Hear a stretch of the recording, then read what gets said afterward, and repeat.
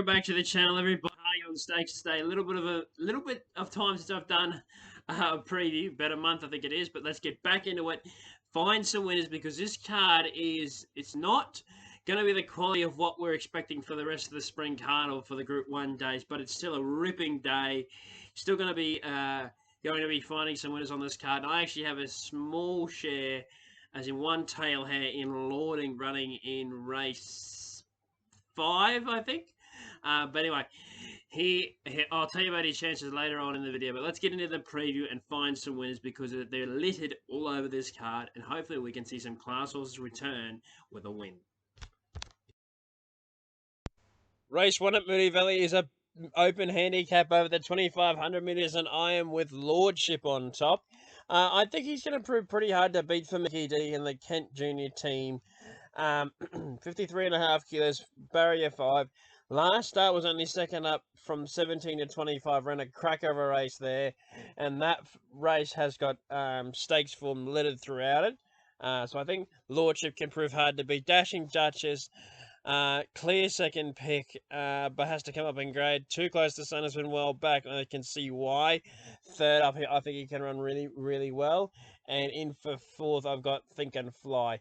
But I've got Lordship on top in race 1, and I think he can prove hard to beat. Race number 2 at the Valley is a Colton Geldings 3-year-old open over the 1,200 metres, and I've got Daggers on top, and I'm very, very confident on him. He's got the inside draw. He'll be up on speed. Polyglot will also be up on speed, but I think Daggers could be a really, really good horse. Luke Curry rode him on debut. He held the front, and I think with drawing barrier 1, we'll find the rail first. Won't let Polyglot get to the rail, and with that, I can see why he's favourite. Polyglot's been well back. I think can run well, but I've actually got Ruta Royale in for second. This horse has to be the most unluckiest maiden going around. He deserves this.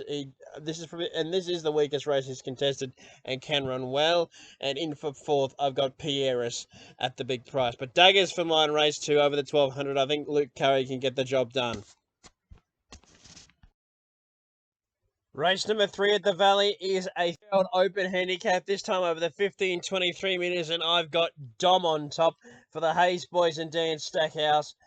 This horse ran a really good race last up behind I Am Velvet, where it was a short price favourite there to win, though I Am Velvet looks to be going on to better grade of races in the spring, and I think this horse can as well, and confirm it with another win here. Barrier 4, I think will be up on speed, trucking in the run. When Stackhouse lets him go, they won't know what's hit them. He'll come away and win by about 4-5 lengths. I'm very, very confident on his chances. Evaporate for second. Will be charging home. His fourth, the Coleman, looks pretty good for a race like this, and I think can run well. Trunk hasn't really lived up to the hype he showed before his debut at Geelong, though still ran well at Geelong. Finally got the win broke the maiden last start, though carries the same weight as Dom, and maps to be back in the field, so I couldn't quite take the odds of Trunk. And Cosmic Coco in for fourth, but I just think Dom will win race 3. I'm quite confident. Race number 4 at the Valley is a 3-year-old open fillies race under the set weight and penalties over the 1,200 metres, and I've got Manolo Bling on top. Now, I spent a bit of time with this race, tossing up between Manolo Bling and Immortal Star. I'm going with Manolo Bling. While it was only a Saturday race, she won. She won it very impressively, and I think you can go right on with it here and be quite impressive winning here at only a second start. Look down the track for a stakes race. Immortal Star is stakes placed behind Bold Bat, still goes around later in the card. And I think Immortal Star can run well. Blake Shin on.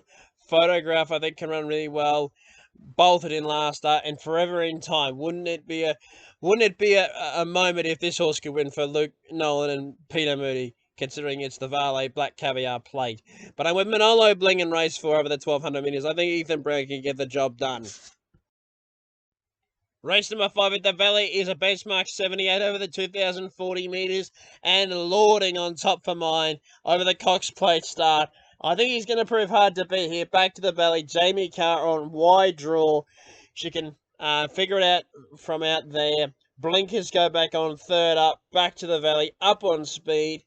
Has a map advantage on Lincoln Rocks and Star Vega, who'll be back in the field. Same with Mistress of Illusion being the main chances. And he looks one of the only leaders, with the other one being Commander Harry and the Toppy and Lionel. So I think Lording is better than those two horses and can prove hard to beat here. Like I said, Jamie Carr taking over and the blinkers going back to the valley up on speed should play to how the track usually does. Lincoln Rock stormed home last start and went impressively, and I think Kent will be storming home again. But I think Lording will be off and gone. Star Vega can run really well again, and Mistress of Illusion expecting a massive improvement off the first up run. But Lording for mine over the 240 for mine in race 5.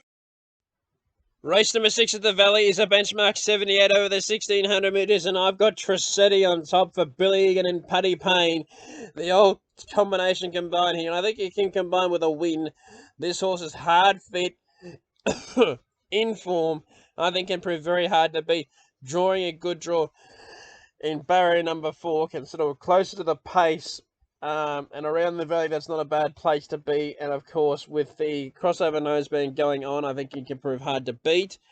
Step Aside comes down from Sydney and has good form coming down from Sydney. Blakeshin in the centre for Chris Waller, only 4th up, though has the wide draw to contend with. Regal Zeus ran really well last start, though he's drifting, probably because of the wide draw, and Cecino in for 4th. But I like Tressetti in race 6, and I think at $5 up, it's been already well backed, can prove hard to beat. Race number 7 at Moonee Valley is the Booze Bar Handicap over the 1523 metres, and I've got See What I See on top. Now, of course, with the 53 kilos, Blakeshin wouldn't have made the weight, so Jamie Carr aboard. I think this mare could be absolutely anything, and at $3, it looks an absolute steal. 6 from 8. I think that this mare can take a lot of beating here. We know what she can do at the Valley. She's done it before, sprinting through. We're not looking to get a gap and winning, and from there went and just won everything, culminating in a stakes race at the end of the last campaign. While I concede the 1500 might be a bit too short, better suited over the 18 to 2000 metres, potentially even further. It's a good kickoff point, and she just has a lot of class to be performing here and a lot of X factor. So that's why I've got her on top, and including the weight. Jenny Lala, I think can run well. We'll see these colours salute next weekend in the MMZ, hopefully. And it might be a good piped opener for the campaign. And Jenny Lala has run really well at the Valley before and goes really well first up. Holy Mans is a classy horse in for second, though. He's only second up for Mickey D, though can run well. And St. Lawrence in for 4th. Been running really well this campaign with no luck, and he could turn it around here. But I got to see what I see on top. I think, like May Hill said, believe what you see. I think she'll be winning. Race number 8 is a listed Carlyon Stakes over the 1,000 metres. They're going to absolutely fly along here. And it probably doesn't help that I'm on one of those speeches, and I'm going to be with Bold Bastille. Look, I don't know if this horse is going to be able to take a set behind the speeds. There's like your Acromantula, your Scuderia, Mornington Glory can show speed. But I think that this horse has enough credits in the bank to prove hard to beat. With the 50.5 kilos, gets 4 kilos, 4.5 off its nearest rival, beating Scuderia, is the 3-year-old filly in the race. So it has the weight advantage and age advantage on the rest of the field. And Jamie Carr getting down to the 58.5. She doesn't do that all that often. She wouldn't do it if this horse couldn't win.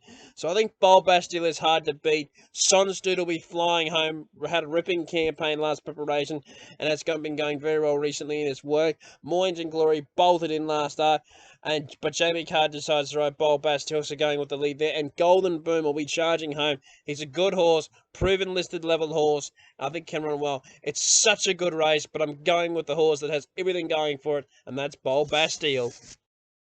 Race number 9 at Moonee Valley is the Dr. Sheehan, played over the 1,200 metres at benchmark 84 level, and I am with Raikoki. This horse is a Group 3 winner at its best. Ran really well in the English spread. Didn't handle the Sydney way of going for mine in its 4th run before it was tipped out for a spell. Comes back. Its work leading has been absolutely dominant. Jamie Carr on. I've tipped her on quite a few horses during the card, and I think she can blast it with a winner at Moonee Valley.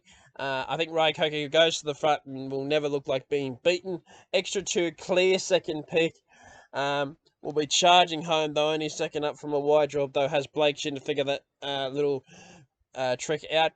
Shove over for third, I think can run well. Second up, No Weight for Sheridan Clark and John Maloney. And in for fourth, I've got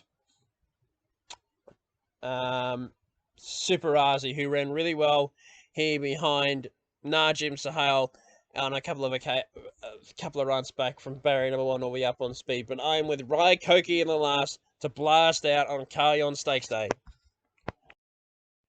Thank you for watching the preview for listed Carlyon Stakes Day. I'm quite confident on a couple on this card, and I'm hoping we can get a couple of winners. But anyway, I'll see you next weekend for the Memsey Stakes meeting for the first Group 1 of the spring. Can't wait, looking forward to that.